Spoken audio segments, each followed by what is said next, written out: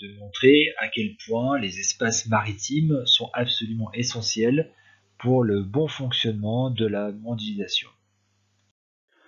Les espaces maritimes sont des espaces d'échange avant tout. Ils sont le support du commerce depuis des siècles. Ce qui change aujourd'hui, c'est le changement de navire pour faire ce commerce. Avec l'exemple du navire Bougainville. Alors tout d'abord, à quelle catégorie de navire appartient le Bougainville?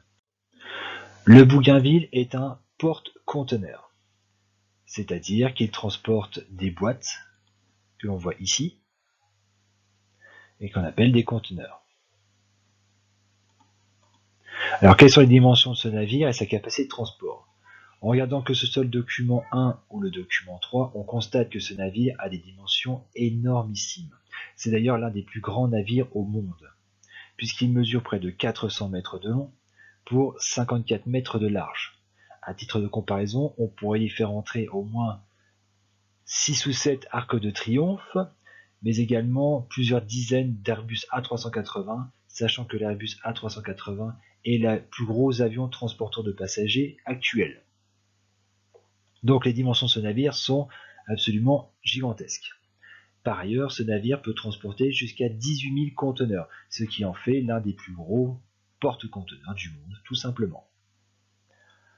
Alors, quelle remarque peut-on faire sur l'importance de l'équipage compte tenu de la taille du navire? Eh bien, on se rend compte que l'équipage est extrêmement réduit, à peine plus qu'une classe de 4e.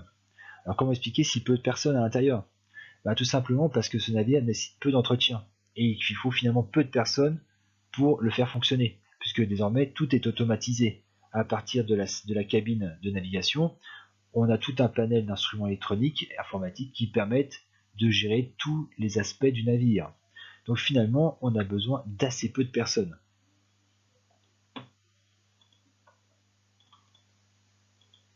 Enfin, pourquoi peut-on dire que ce navire est un symbole de la mondialisation? Je rappelle que la mondialisation, c'est la mise en relation de différentes parties du monde. Ce Bougainville, dès sa création, est un symbole de la mondialisation puisque l'entreprise qui a commandé le navire s'appelle la CMA-CGM. CMA-CGM est une entreprise française chargée de transport maritime, ce qu'on appelle un armateur. La CMA-CGM a commandé un porte-conteneur qu'elle a fait fabriquer, non pas en France, mais à l'autre bout du monde, en Corée du Sud. Car la Corée du Sud est l'une des plus grandes puissances navales du monde, c'est-à-dire l'un des pays où on produit le plus de navires. Et d'ailleurs, l'une des principales entreprises de production de navires est une entreprise que vous connaissez bien puisqu'il s'agit de Samsung. Et oui, Samsung ne fabrique pas que des téléphones portables, mais a tout un éventail de produits. Enfin, une fois le bateau construit, il a été rapporté en France où il a été inauguré, donc au port du Havre, en octobre 2015. Donc on a bien affaire à un bateau, symbole de la mondialisation. Je vous rappelle également que dans l'autre correction que je vous ai donnée pour ce chapitre, je vous ai donné un lien pour aller voir un petit reportage de France 2 sur justement le Bougainville pour que vous puissiez vous rendre compte encore mieux donc des dimensions de ce navire et de son fonctionnement. Après avoir présenté le Bougainville, vous deviez décrire le trajet emprunté par ce navire. Donc tout d'abord, quels sont les ports desservis par le Bougainville et entre quels continents fait-il surtout les liaisons? Donc on va essayer de faire ça de manière organisée, en commençant par le trajet aller. Donc le navire part de Hambourg en Allemagne, puis il s'arrête à Rotterdam aux Pays-Bas, Le Havre en France, puis Tanger, Maroc, Malte, Corfacan aux Émirats Arabes Unis, puis Port Kelang en Malaisie. Ensuite, si on suit bien, il s'arrête ici, mais on n'a pas le nom du port. Voilà, en Asie, entre Hong Kong et Xiamen, puis il s'arrête à Dalian. Ensuite, il repart en Europe. Pour ça, il part de Tianjin, puis il passe par Shanghai, Xiamen, Hong Kong.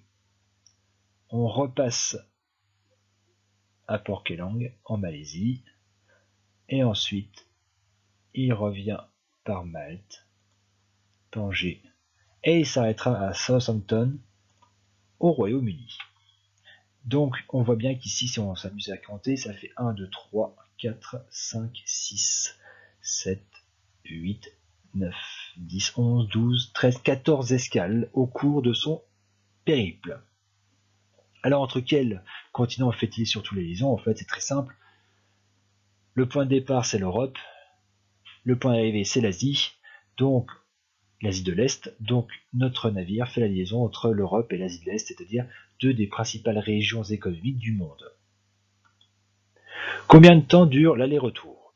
Là, en regardant le document, on se rend compte donc que la durée totale de l'aller-retour est de 77 jours, ce qui fait à peu près 2 mois et demi de navigation. Oui, il faut bien comprendre aussi que la navigation maritime n'est pas la navigation aérienne.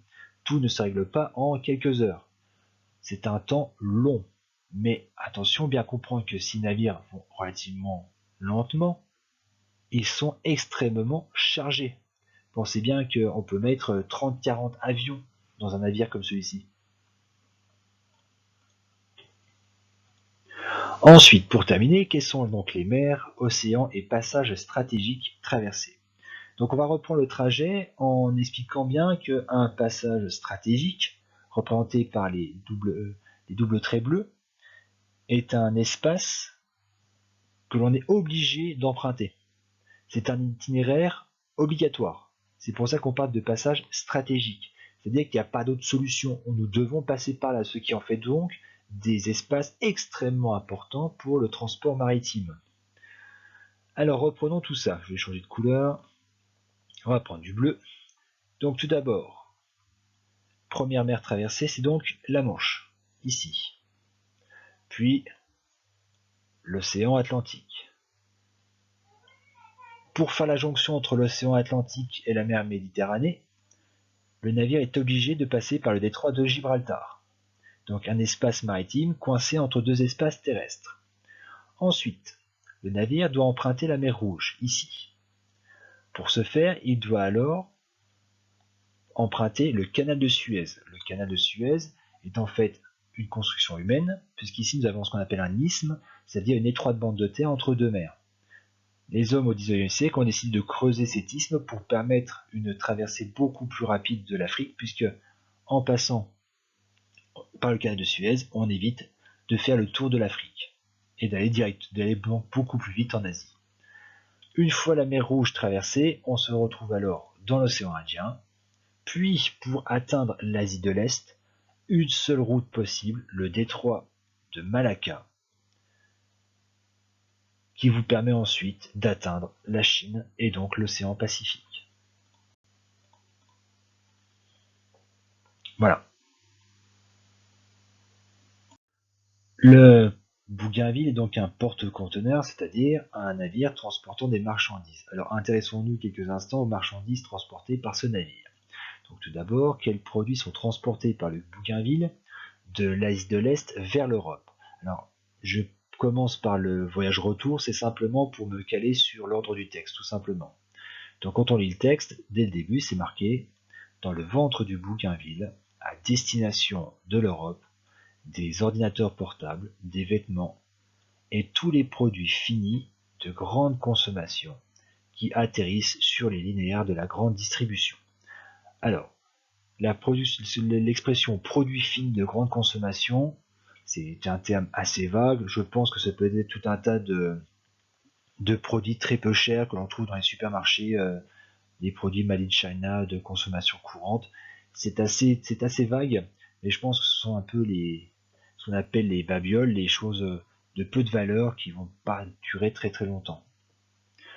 Ensuite, à l'inverse, quels produits sont transportés par le Bougainville d'Europe vers l'Asie de l'Est? Ici, il fallait donc prendre le texte, la suite du texte. Il est écrit alors. Dans l'autre sens, le Bougainville quittera l'Europe chargé d'équipements industriels, de produits agroalimentaires en tout genre, petits bois bonduels, chocolat, d'eau minérale, de produits de luxe, de parfums, de vin ou encore de cognac. Donc encore une fois, ici on voit donc toute une série de produits échangés avec l'Asie. Ensuite, quel est donc l'avantage des conteneurs? Pourquoi utiliser ce principe depuis environ une cinquantaine d'années? Alors, le texte en lui-même vous donne quelques pistes, mais ce qui est plus intéressant finalement, c'est ce qui est écrit en bas du document. En précision du texte, il est écrit « Le conteneur peut être transporté sur un navire, un train, un camion ou une barge fluviale. » Là est tout l'intérêt du conteneur. C'est une boîte. Il faut l'imaginer un peu comme une brique de Lego. On peut très simplement la poser sur un navire, puis la poser sur un camion ou encore sur une péniche. Et ça sans jamais avoir à toucher à la marchandise. Il suffit simplement de prendre la boîte et de la déplacer. Donc vous avez un gain de temps qui est énorme. Vous n'êtes pas obligé de décharger la marchandise. C'est ce qu'on appelle dans le transport maritime la rupture de charge. Ici, elle est quasiment inexistante. Donc vous perdez moins de temps. Et si vous perdez moins de temps, en économie, vous perdez moins d'argent. Voilà. Ensuite, les ports ont dû s'adapter à l'arrivée de ces monstres marins qui prennent beaucoup plus de place et dont la logique de débarquement est différente des navires classiques d'autrefois. Alors par exemple, pendant le cas du port du Havre, quels aménagements ont donc été réalisés dans les ports pour charger ou décharger donc les cargaisons du Bougainville? Alors, essayons de regarder la photo de manière organisée. Prenons tout d'abord la partie gauche. Petit 1, il est écrit que nous avons un quai de conteneurs, un quai de stockage. En fait, ici donc il a fallu aménager des espaces où ranger les conteneurs une fois après les avoir déchargés ou en attente de chargement proche des quais. On peut même remarquer que numéro 4, en arrière-plan, on voit qu'un autre espace est en train d'être aménagé pour également recevoir des conteneurs, ce qui prouve que cette activité est en pleine expansion. Ensuite, deuxième aménagement qu'il a fallu réaliser, c'est la mise au point, l'installation de portiques de chargement et de déchargement, les numéros 2, ces espèces de grandes grues qui doivent être capables d'aller directement dans les navires, aller chercher les boîtes, puis permettre leur déplacement vers les quais de stockage. Enfin, dernière chose qui n'est pas indiquée ici, c'est que il faut que ces navires soient ce qu'on appelle en eau profonde. Évidemment, ces navires sont tellement gros qu'ils ne peuvent pas aller jusqu'au rivage, où la profondeur de l'eau serait trop faible. Il faut donc que ces navires accostent dans un espace où la profondeur est suffisante, ce qui ne permet pas en fait à tous les ports de pouvoir accueillir ce type de navire. Donc ça nécessite des changements très importants. Je pense juste à un exemple que vous pourrez retrouver dans votre manuel, c'est le cas de Shanghai, qui est d'ailleurs devenu le plus grand port du monde, qui a carrément construit un quai à conteneurs sur une île située à 30 km des côtes. Pour être sûr d'être en eau profonde, ils ont tout aménagé sur une île, un port complet, pour augmenter leur capacité d'accueil. Et ensuite, des camions vont sur le continent grâce à un pont de plusieurs dizaines de kilomètres qui relie donc cette île à la côte. Ensuite, quelles conséquences finales sur l'activité maritime mondiale depuis environ une cinquantaine d'années? Eh bien, c'est très simple, en regardant le graphique, on se rend compte que ce trafic maritime a littéralement explosé, puisque en 1970, il y avait à peu près 2,5 milliards de tonnes de marchandises transportées sur les mers en une année. Ce chiffre est passé à quasiment 10 milliards en 2014, soit un quadruplement en l'espace de 45 ans, sachant que ce chiffre a encore augmenté jusqu'à aujourd'hui.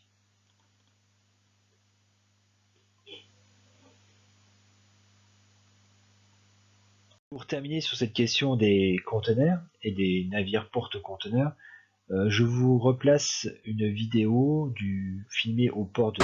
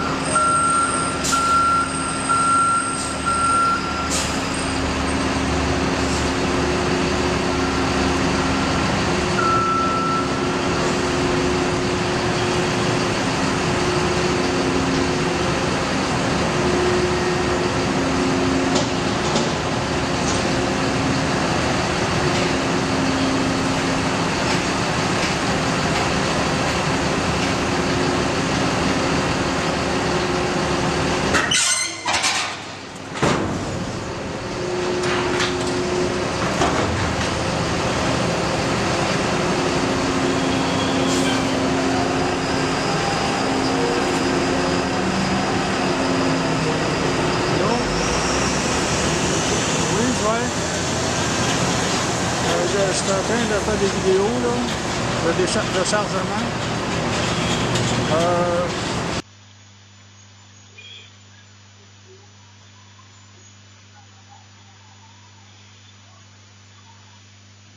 Les espaces maritimes ne sont pas simplement des espaces d'échange, mais également des espaces de richesse. Les hommes, depuis très longtemps également, ont compris tout l'intérêt d'exploiter les ressources maritimes. Actuellement, cette exploitation prend des proportions jamais connues dans l'histoire humaine. Alors justement, quelles sont les richesses, les atouts exploités par les êtres humains? Alors, je ne vais pas indiquer à chaque fois ici la correction, je vais simplement reprendre les grandes idées document par document. Tout d'abord, le document 3, qui présente les câbles sous-marins.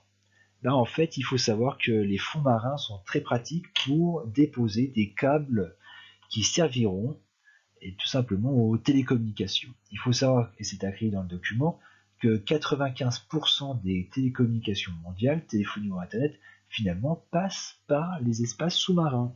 Et oui, tout ne passe pas par des antennes 4G ou 5G ou par des satellites. En fait, le premier support Internet de l'Internet mondial est tout simplement les espaces sous-marins. Alors, comme on vous l'indique, au total, il existe environ aujourd'hui 400 000 km de câbles dans les océans qui peuvent être déposés jusqu'à environ 8500 mètres de profondeur.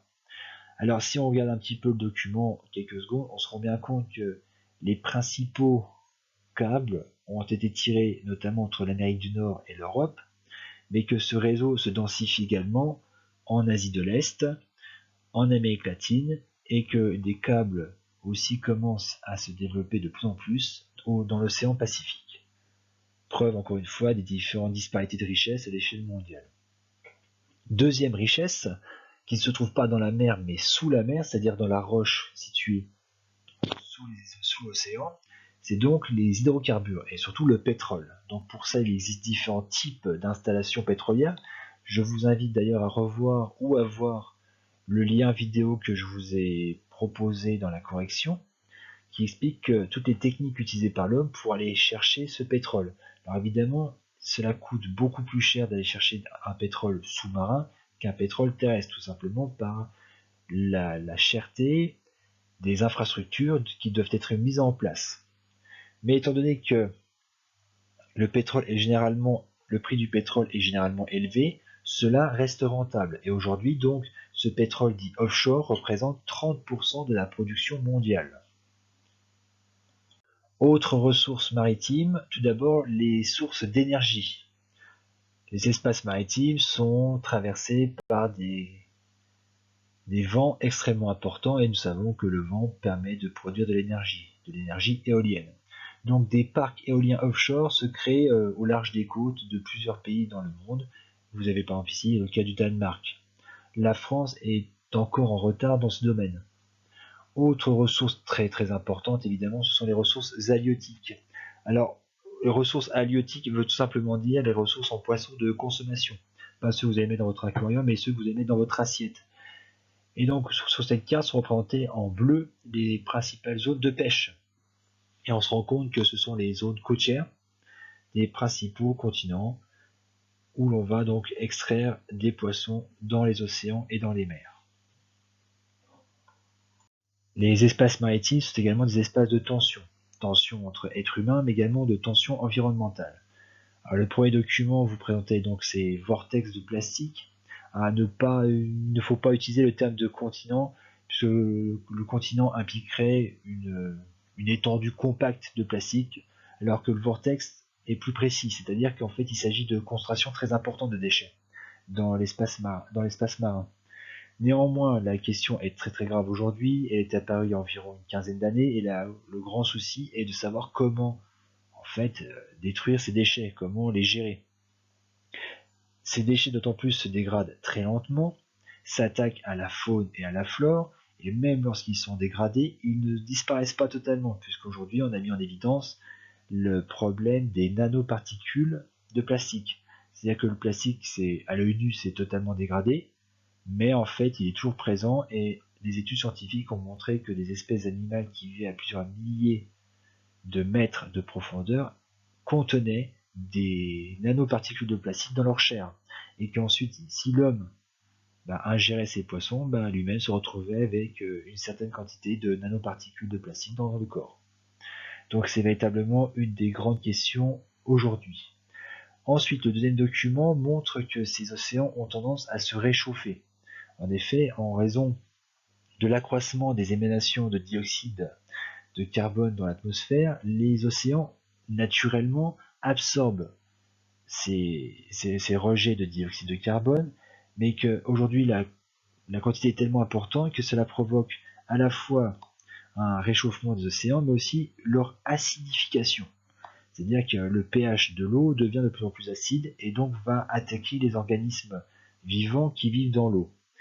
L'autre problème, donc, en fait, ça risque d'impacter la quantité d'espèces vivantes dans les océans, mais également le réchauffement de l'océan provoque sa dilatation.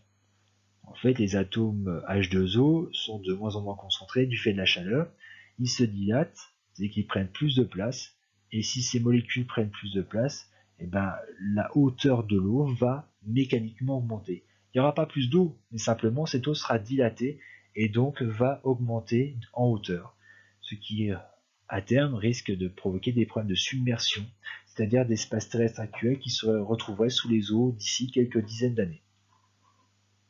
Enfin, derniers exemples, je continue sur la question des tensions environnementales avec le document en bas à droite qui est un document émis par le WWF, qui est donc une association de protection de l'environnement et des espèces animales, et végétales d'ailleurs, qui met en avant un problème épineux, celui de la surpêche.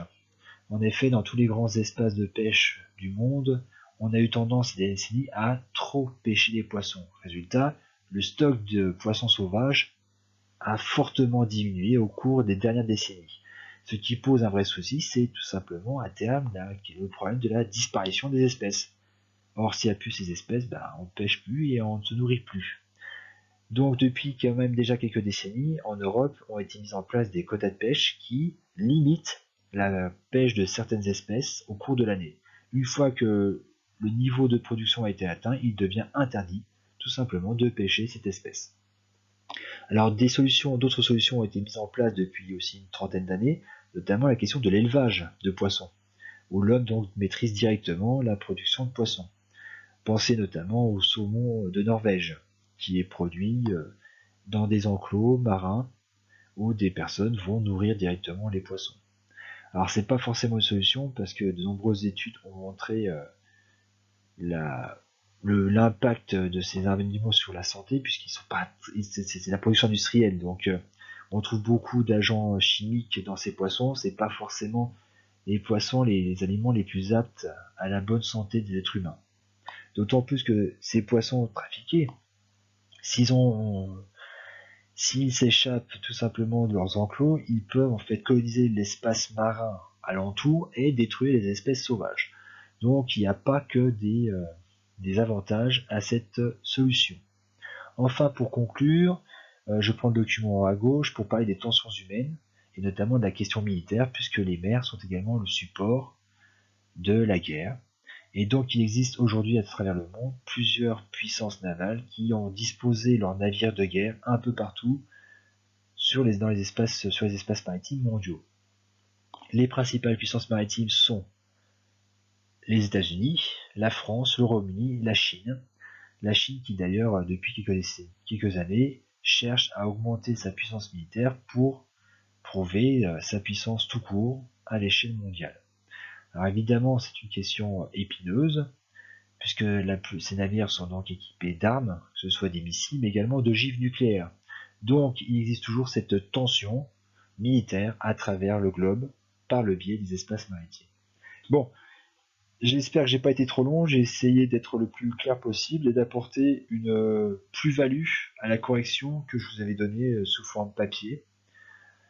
Donc j'espère que vous avez bien compris tous les aspects. Si vous avez encore des soucis, vous savez très bien que vous pouvez me contacter pour que je puisse vous donner d'autres explications.